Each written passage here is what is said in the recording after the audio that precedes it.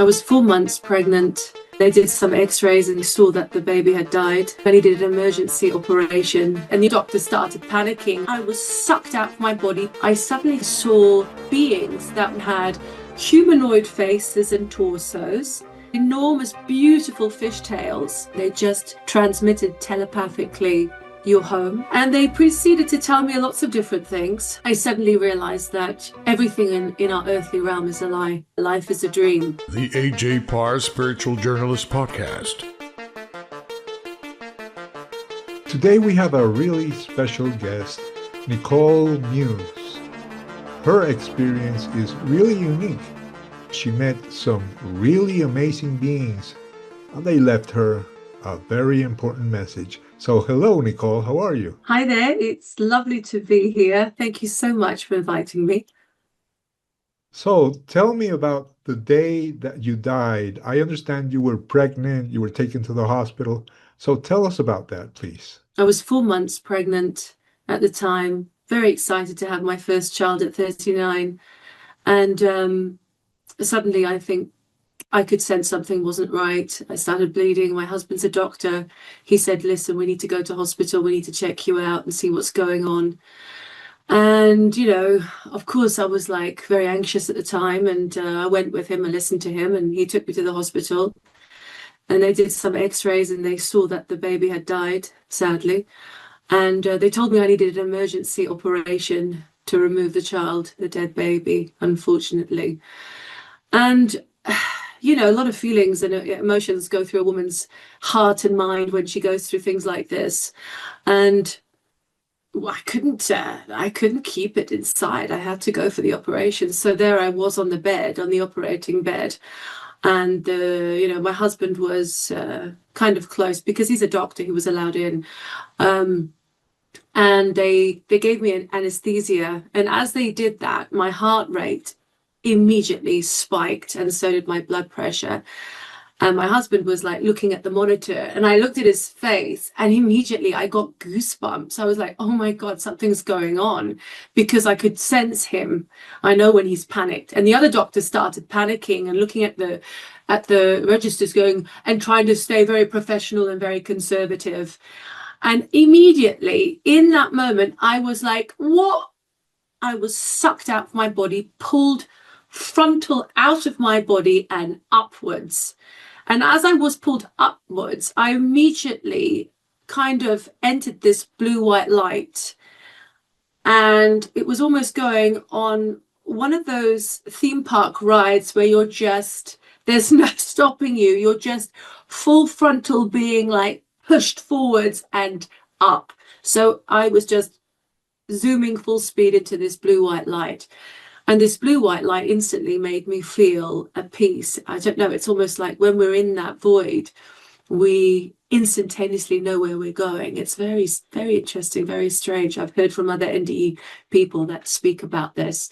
So my light, where I entered, was a blue-white light. And as I entered into this light, I suddenly found myself in this incredibly illuminated, fluid room. It almost felt watery. It felt watery because, the aspects of this fluidity of this white illuminated room. And as I stood there in shock, in awe, but at the same time, I felt completely at peace. Very strange to have all these emotions suddenly come to you. I saw these enormous, grand marble thrones in front of me, 2 of them. And on each of these thrones, I saw they were beings that weren't male or female. They were both intertwined. They were beings sitting on these thrones. They had humanoid faces and torsos. They had enormous, beautiful fishtails. They had this incredibly feathered hair, like a huge amount of feathered hair, very long in indigo whites, blues, purples, indigo white, blue and purples, yes, very long. And because I remember colors, you see, the colors were so striking that I couldn't forget those colors because it was so tribal and so ancient. And they had indigo eyes, bright, luminous indigo eyes. and they had almost like this lioness nose, like a very wide nose with whiskers coming out, but the rest was a humanoid face with a mouth. And I instantly looked at them and I knew I was home. It was such a strange feeling, because you know, in our world here where we are now, it seems so real, but there, when you're suddenly taken to this place, you are here, you are real, you are seeing what's real, and you understand immediately where you are, even though in this reality it makes absolutely no sense. So forget about this reality. I'm there, I'm seeing that, and I know where I am. And they just put this incredible frequency into me. No words were spoken, they just transmitted telepathically, "You're home, don't worry, everything's okay, and you've just lost a child. You don't need to worry about that. It's all okay, because you're not supposed to have children in this earthly life." And I remember thinking, how strange to say that. I'm not supposed to have children. And it wasn't even like I was going to argue with them and say, "Why can't I have children?" I just accepted it. It was like, your ego disappears, you understand who you are, and it's like, okay, all right, no worries. I suddenly realized that, you know, everything in our earthly realm is a lie. It's all like a huge program that we're all led to believe, you know, is the path of being a human, when in fact all of that is a lie. And it's always been a lie. Understanding that everything is a lie in this dream state, you awaken even more to what your true calling is. And what is our true calling? What is my true calling? What is your true calling? It's love. It's very, very simple. It's love. It's loving each other and loving ourselves. They showed me a lot of images. I'm wondering now in hindsight if they were multiple timeline scenarios, because, you know, I can't really explain what I saw, because it was very, very fast. But I think that there are multiple experiences that can or cannot happen depending on what we awaken to within. If we are able to truly master our hearts and master ourselves, I think that really reflects on the timelines that we will perceive and experience. And I think that's what they were trying to show me, that there is no clear timeline to follow, as many so-called gurus tell us. There are actually multiple ones depending on your own core reality and your own universally loving frequency within your heart. What they actually also told me is that we're all water fragments. We're water fragments that are born into this realm. So it's almost like every single one of us has a geometrical shape of water as we come into this reality. So we're all geometric shapes, water shapes. It's like, you know, when you look at snowflakes, every single one of us has a geometrical frequency, sound, and shape. And that is birthed into our mother's womb. And that imprint frequency then gets birthed into this realm and is programmed by the God source intelligent creator, universal love, to bring forth what it is we need to experience, what we need to give, what we need to leave behind, what we need to either change or not change. It depends on what we decide. And that's kind of the understanding what I understood from them. Because of this water fluidity, we're part of that. We've always been part of that water fluidity on the other side. We could be some kind of mer type of interdimensional beings. It's not it's nothing like the sea creatures we have here on Earth, like, you know, the mermaids, or it's more, it's a higher realm, it's a higher density, it's an interdimensional aspect. So the brain, the mind, it's very difficult to fathom how that could be perceived. But it's when you step into that realm, you are as real, if not more real, than you are in this realm. You are still solid because you can feel yourself, but at the same time, your mind expands and your awareness expands. So your awareness is far greater than just this awareness that we have on this physical realm. They showed me a lot of different things. They showed me, it's so interesting because I haven't actually spoken about this part, and this part is quite fascinating. They showed me, and how would I say, a star constellation, which is 2 stars and a 3rd star far away. So it's 1, 2, 3, and the shape is like that. Do you know what I mean? So it's like that shape. And they showed me, they said, you are from this one. This is where you're from. This is the one. And yeah, that was it. That was an interesting concept. I still in hindsight don't really know that constellation, where that is. I personally kind of felt that it was Sirius. It was like a connection to Sirius, you know, an ancient connection to Sirius that is interdimensional. These beings, you know, the fact that they were from water, or they were within water, made me immediately realize that wherever we went to was a consciousness that is interdimensional, that is just composed of water. And it's nothing like the oceans that we have here. It's something much more alive and fluid and conscious and eternal. So yeah, so they showed me that star constellation, and they proceeded to tell me lots of different things. What I felt was that we're all united, all of us.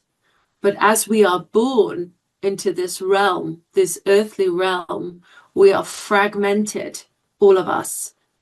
And we're fragmented into different countries, different religions, different sexes, whether male or female, or even both, hermaphrodites. And we are, all of us, experiencing different holographic experiences in the now. And when we go back to that eternal watery fluid place, our awareness is understanding that we are all connected, interconnected. We all understand each other. We are all accepting. We're just all, it's like a form of unity when we're together. And here we are all separate, never understanding that our enemies are actually ourselves, our friends. And that's what keeps us divided when we're in this realm, by constantly separating ourselves from each other. That's what I got the awareness that I understood when I came back into this earthly realm. So in a way, it's so easy to understand that when you're there, because nothing is important anymore, because you're all one. You know, you're all separate with your own personalities and characteristics, but you're also all interconnected, deeply, eternally interconnected. And they proceeded to tell me lots of different things, lots and lots of different things. I saw all kinds of images, and in the moment of knowing all of this and understanding everything and computing everything, digesting everything, I was sucked out of that knowing, back into that white blue light and back into my body. My first reaction when I got brought back to my body was ecstatic joy. It was ecstatic joy, because I had just, I had just experienced this world, never knowing about this world, never really truly believing about this world, because let me tell you, I'm quite a logical person. I'm quite a down-to-earth person. But coming back from such an experience, it changes your life completely. And as I woke up on this hospital bed, I held on to this Austrian nurse's hand. And I just said to her, oh my God, do you know where I've just been? And I was so excited. I couldn't contain my happiness, gripping her hand. And instantaneously, she screamed at me and she said, let go of my hand. And the pain and that heaviness, energy, that coldness, instantaneously also brought me back, realizing, oh my God, I'm back here. But luckily, my husband was right next to me as I awoke as well. So tuning into him was quite lovely. I was, talking to him like I'm talking to you now and saying, I just went to the most incredible place. I just experienced, and I told him the whole story, except I wasn't talking in English. I was talking in a fluent dolphin frequency, high-pitched sounds and low-pitched whale dolphin sounds for at least 10 minutes. And my husband, who's a doctor, was sitting right next to me, and he just, because he's a very calm soul, he just took my hand and said, don't worry, it's all okay, it's good, don't worry, you'll get through this. And I was like, I don't need to get through this. I understand where I went. I know everything. I know what this is. I know this is a lie. I know this is a lie. And I was just talking to him about all of this, and slowly, my consciousness more and more came into my body, and the language started to disperse until I started speaking English again. And I knew what had happened. So after this, I told my husband my story, he's a radiologist and he's been a doctor for 50 years. And he understood it. He understood it. He accepted it. He's a very grounded man. He has to be if he's a doctor. But he listened with an open heart and an open mind. And I appreciated that from him. He didn't judge me like so many other people do, which is sometimes honestly really tiring. I'm so happy that I am married to a Piscean, because although he's been a doctor for over 50 years, he's a specialist radiologist, he understood everything because he's also experienced himself. So after the near-death experience, obviously I needed to rest. I had just lost a baby. But I immediately went home, rested, but had my iPad on my lap, and immediately started researching, because I needed to know who else had experienced something like this.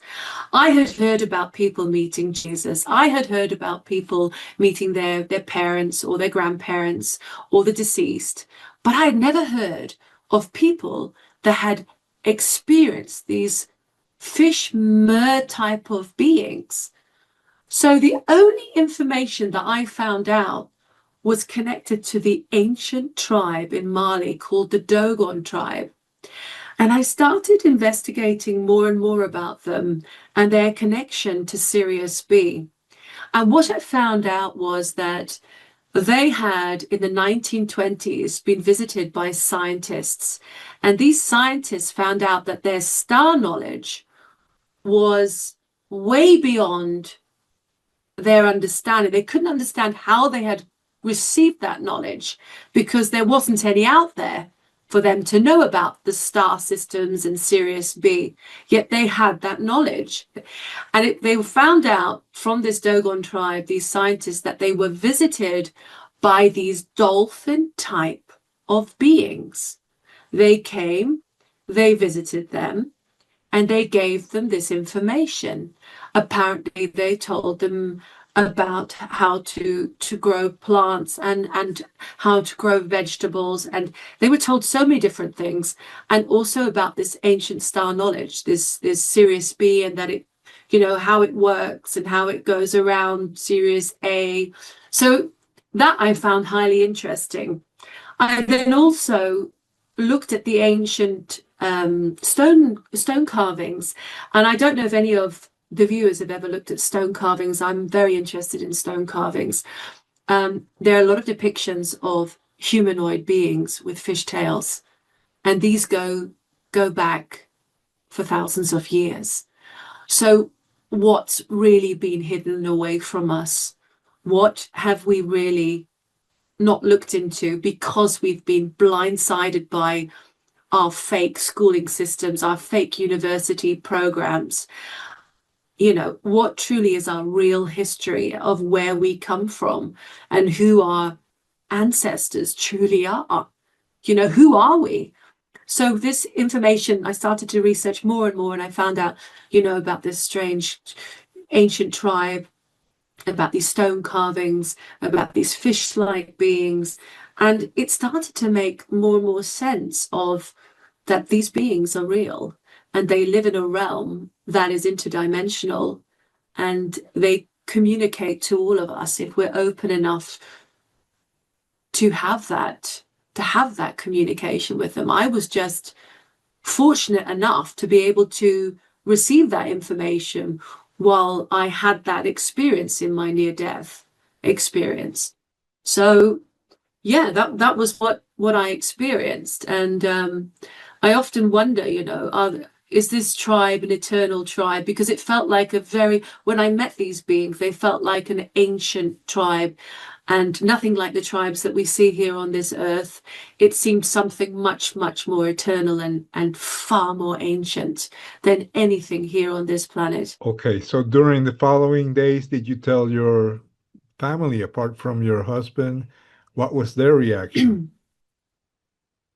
Well, my mother, who's my best friend, has always had quite supernatural experiences herself, so she was very open to hearing my story. Yet my brother, who is completely submerged in the schooling and university systems, mocked me and laughed at me. And that, in a sense, you know, when you have people like that mock you and laugh at you about such an intense and life-changing, life-altering experience, you don't want to talk to them about it anymore, because you close up, because you think you're wasting your time. I'm not here to convince anybody about my experience. I'm just here to ignite the people that have had those experiences and say, trust it, investigate it, and open your hearts even more. Ask for the knowledge and you will receive more. And those who haven't experienced it and still want to, you will. Just connect to it more. Ask for it to come. Open your heart. It doesn't come from this controlling aspect. Not at all. You will not reach them like that. It purely comes from this heart-centered, expansive, loving field. After this NDE, I started painting. I had never really painted before. And I started painting the most luminous colors that I had seen in the other world. You know, there were many more colors in this other world than there are in this world. Like, if there's a couple of shades of blue here, there are eternal shades of blue there, and purples and reds and greens and yellows. It's eternal. You can't even imagine the spectrum of colors there. And so when I came back, I started to paint something that I'd never done before.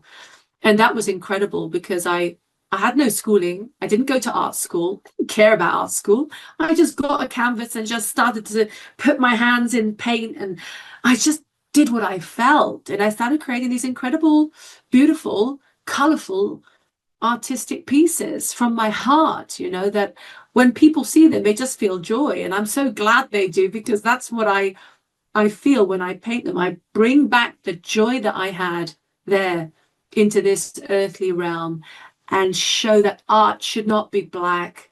Art shouldn't be dreary and depressing.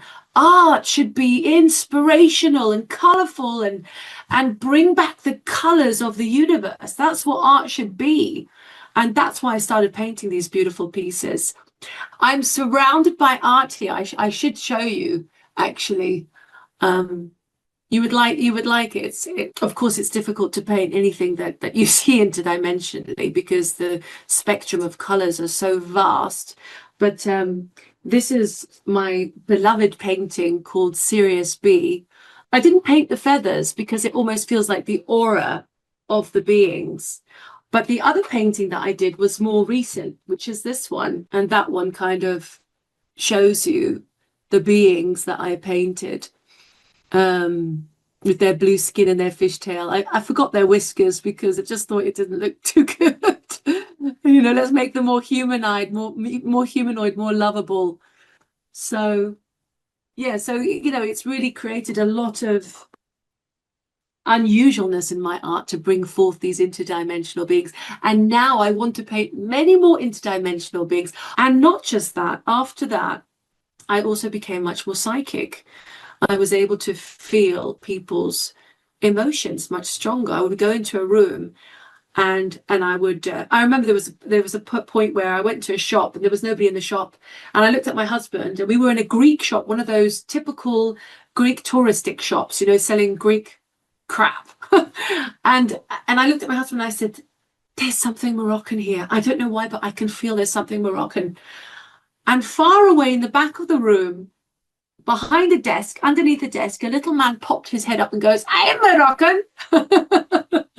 So I don't know, I could tune into, there was a frequency that was Moroccan there.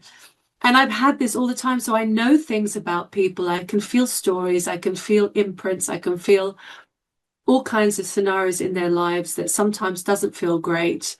And what I've started to do was create soul frequency paintings. And with those intuitive abilities, I've been able to just tune into whoever it is and create these beautiful soul frequency paintings with symbols, which I see clearly that come to me. I see colors and symbols come from different people, and every single soul frequency is unique. I have never painted one soul frequency the same. Everything is totally different from the last. And yeah, and I love doing it. It's something that brings me great joy. It also heals me when I paint soul frequency paintings, because as I'm painting these soul frequencies paintings for these people, it's almost like it's a transmission that also heals my body where I'm healing them. So it's a giving and receiving. So it's quite a powerful experience to be able to do. Yeah. How long did it take you to start sharing this publicly? And what led you to that moment? I started sharing it publicly because I wanted information from other people if anybody else had experienced something like this or similar. And I immediately went onto Facebook and wrote a blog. I didn't care if anybody else didn't believe me. I knew what had happened because, you know, when I entered this world, it seemed much more real than this realm that we're in here. And wherever I went to was a water realm. And where I came back to, I immediately felt that this realm is here to test us to the core. You know, it's a place where we're deeply feeling all types of emotions, and we're here also to feel those emotions, because we may possibly have asked to come into this realm to feel all of this because we're meant to, for whatever reason. And I know it's not always easy to hear that, because many of us are in all kinds of situations that aren't pleasant at all, you know. I can only say that, and I've been criticized by this, by the way, for saying this, that, you know, that I'm privileged, I'm a white privileged woman. Well, actually, no, I'm a soul in a human body experiencing this life, and so are you. And every single experience is shaping us to break our hearts open even wider. And sometimes we need to live in a very hardcore situation to break our hearts open even wider for the experience. And it's not going to be pleasant. And some of us leave when we're very young, and some of us leave when we're extremely old. And maybe that's just part of this experience in this earthly realm where we're here to experience it all. I wrote a post about this, and a lot of people, you know, were like, wow, that's amazing. And over the years, I have spoken to quite a few people that have experienced the watery world. You know, people that have had NDE experiences. That's why we can actually connect with each other and understand each other and come with an open heart because we've experienced this. So it's always easy to talk to these types of people that have had the same experience, but people that haven't had these experiences, it's much more difficult to connect with because their logical brains will immediately judge, immediately call you a liar, and immediately say you're making it all up. And honestly, do I have time for those people? Yes, because I pray to the universal loving source that they too will one day experience something like this that will break open their hearts even more, because those types of people need to be broken open, and those type of people need to be having an experience like that. And maybe that's why I had an experience like that, because I did not believe and I did judge before, and I was possibly a little bit logical, and I heard about these things, but deep down inside of me, I have to be honest, I didn't really believe. I think they were making it up. And maybe that's why I had the experience to finally, understand who and what I am. Now, I just want to make this clear. When I was sucked into that blue light out of my body, I was sucked into water. So in hindsight, what I know now is that what's above us is water. It's absolutely not space. That is a big lie. It's water. We are surrounded by water. We are like a bubble, like, the bubbles in the bath. We're a bubble surrounded by water. And these vortex dimensional energy points that we call stars are points of bubbles that are frequencies that if we connect to, we can communicate with whatever is there. And there is a lot. There isn't just the beings that I saw that are interdimensional. There are many interdimensional shapes and forms of beings that we are completely unaware of. And that's what I think these luminescent stars are. They're bubbles, water frequency bubbles that we can connect with if we are completely letting go from the programming. And that's a very difficult thing, because the programming comes as we're children, doesn't it? It starts from literally at school. We have a sphere on the desk of the teacher. So immediately that's what we believe.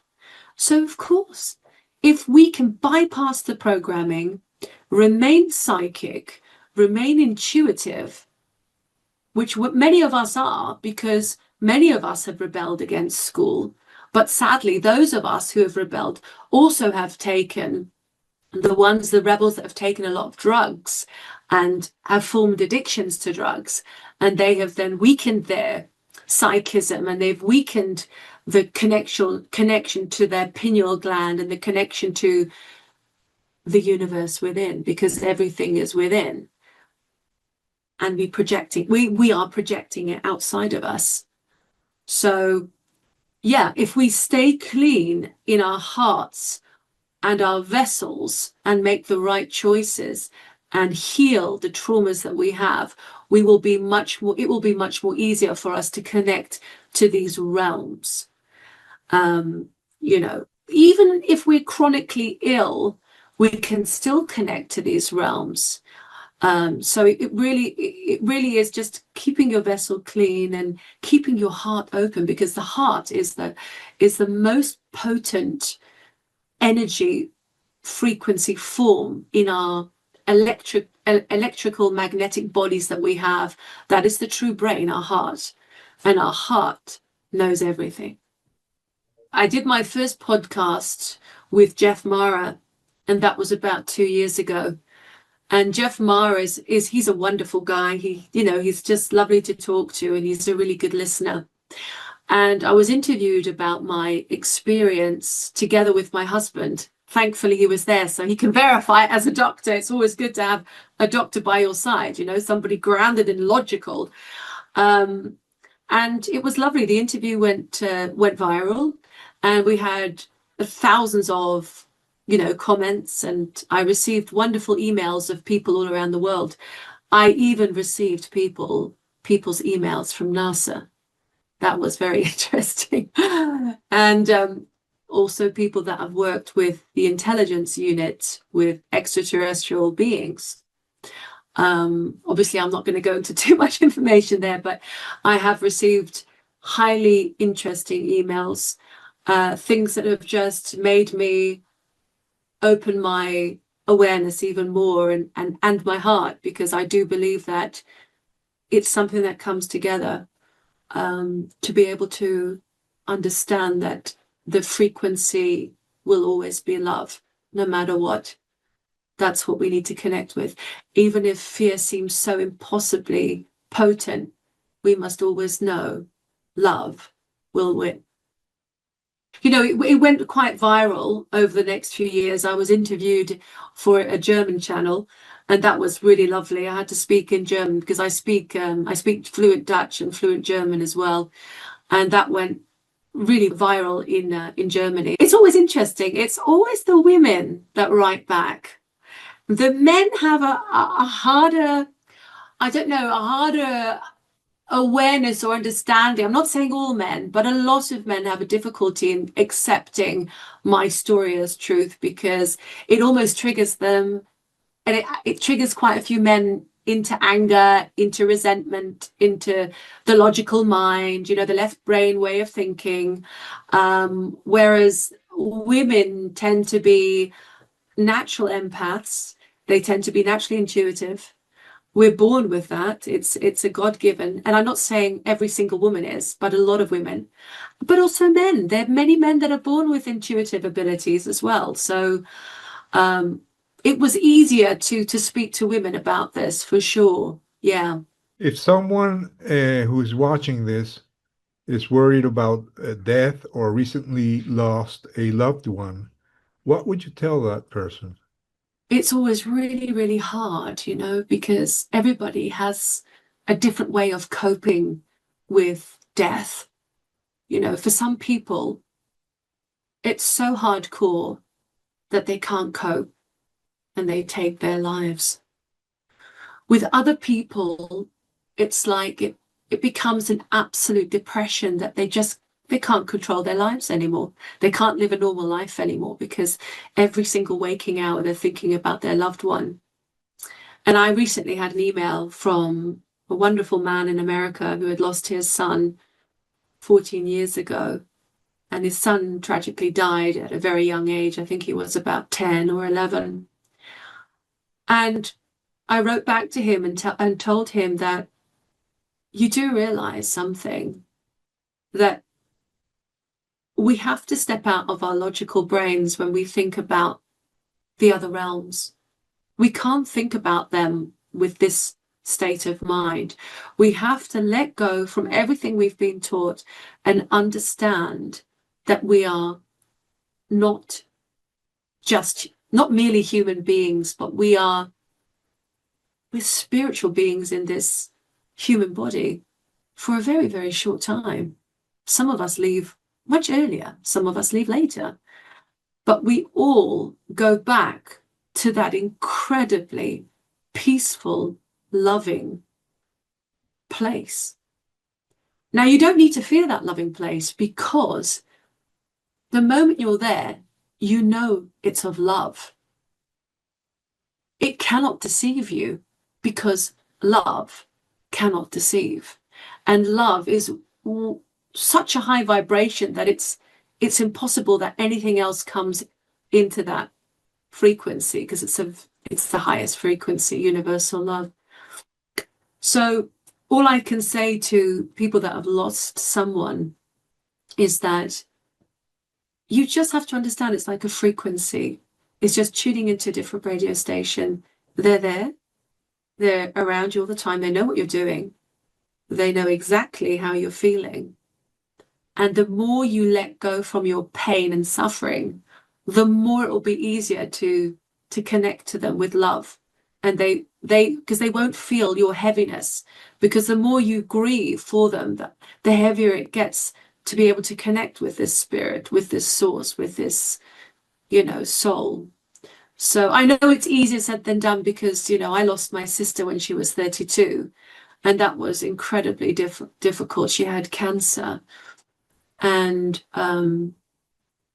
you know, you never get over something like that. You never do. But I just know that when my time comes, whenever it is, I've asked her to come and get me. Yeah, I've asked her to come and get me. So if you feel you want somebody to come and get you that's passed, they will. They will. How can people reach out and contact you? People can contact me through my website, NicoleMeeuws.com. And yeah, I would love to reach out to anybody that's interested to speak to me. If they have any issues or problems, please feel free to contact me. I forgot to say to you that I also wrote a book. I completely forgot. And it's like, I don't really want to sell all these things. I don't want to sell anything, but I happened to write a book about my experiences. After I came back from that realm of water, I would meditate in water. Not that I would sit there and go, I would just be swimming in the water and in the ocean in Greece. And as I swam in the ocean in Greece, I started to get these incredible stories that were shown in my mind. Because often I would find lonely beaches. You know, in Greece you can find the most beautiful beaches if it's not touristic season. And I would just get the most amazing stories that were coming down through me, into me. And I would go home every night and write down all these, I don't want to call them downloads. They were uploads. Yeah, they were uploads, not downloads, they were uploads. And I wrote them all down in this book called Terra Infinita, Downloads from the Ether, because that's how it felt. It felt like I was being uploaded from the ether. So downloads from the ether. And all these stories I also sell. I sell this book on my website. And, you know, if you want to read it, you're very welcome. If not, you don't have to either.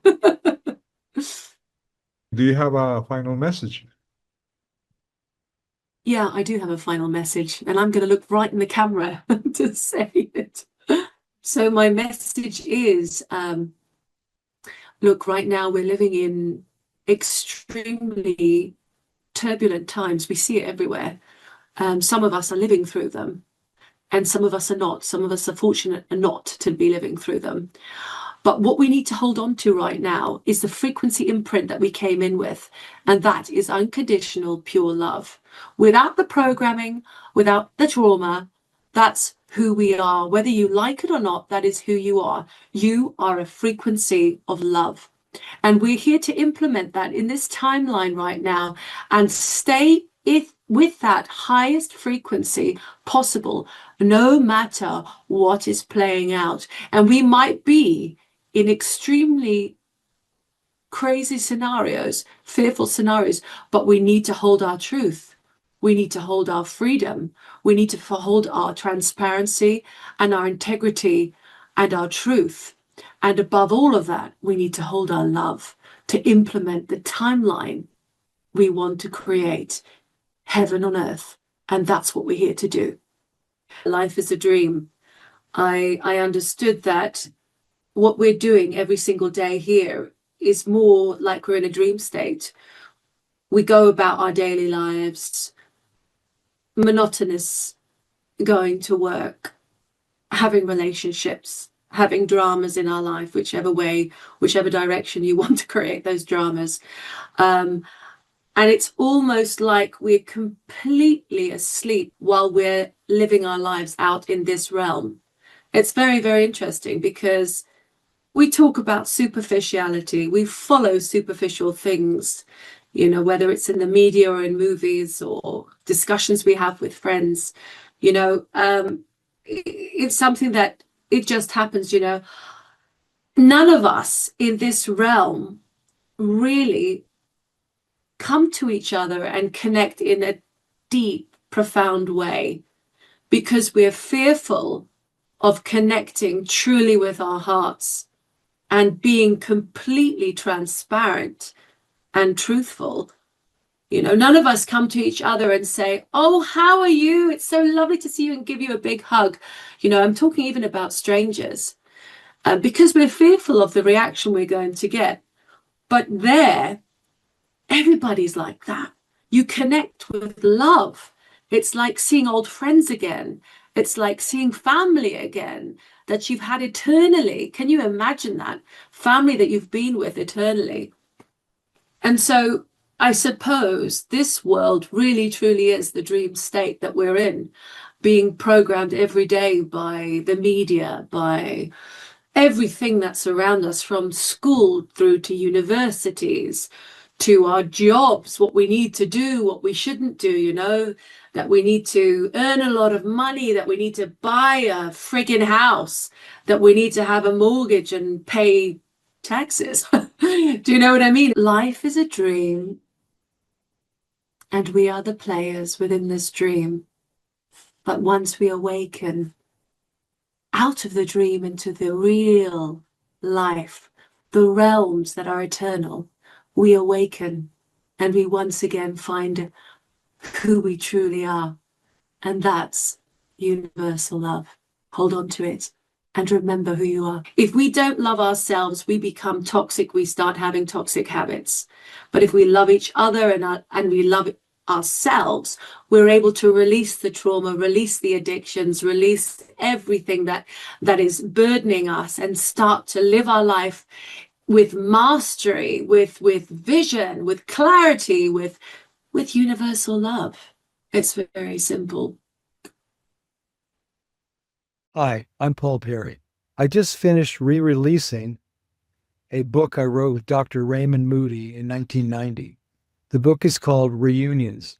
I want to thank AJ Parr for helping with the technical aspects of doing this book, doing the layout, and he had great advice on how to do a new cover, which he did, and it's beautiful. And all the technical aspects of reissuing a book, and how to use Kindle Direct, which is a wonderful service, and communicating with Kindle Direct. But he was also more than that. He was moral support. He would read through the book. He would fact check. He did proofing for the book. And he made a number of really brilliant suggestions for editorial changes. So I highly recommend working with AJ Parr. And I'll be doing more books with him in the future. So thank you, AJ. I'll be dealing with you a lot more. If you're interested in publishing your book in Amazon, contact me, and my publishing team and I will lend you a friendly hand. Send your email to ajparbooks@gmail.com. That's ajparbooks@gmail.com.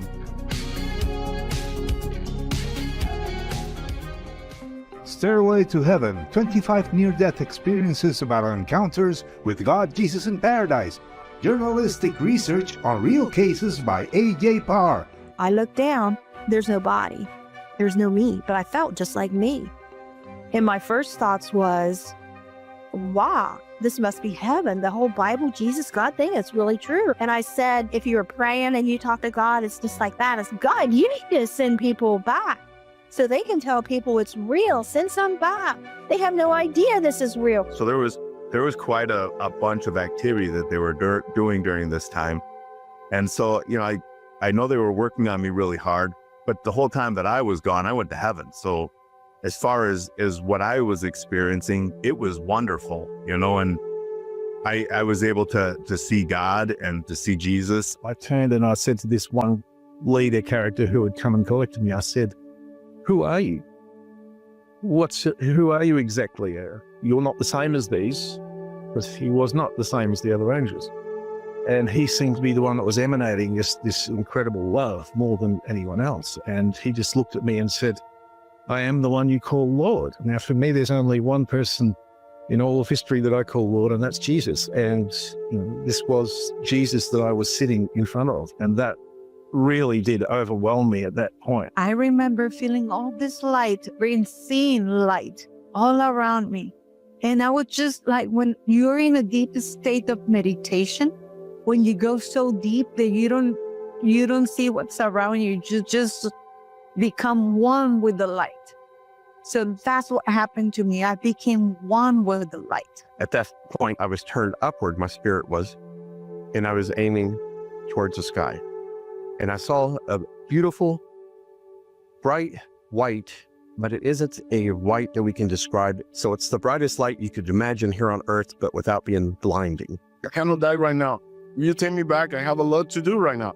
I said, like, no, you make a promise to me and you need to fulfill your promise. So welcome to heaven. From today, you're part of me and part of all of them. From today, you start walking with me and walking with all of them. Love is the most powerful force in the universe, and that's what I'm gonna unite the whole humanity again.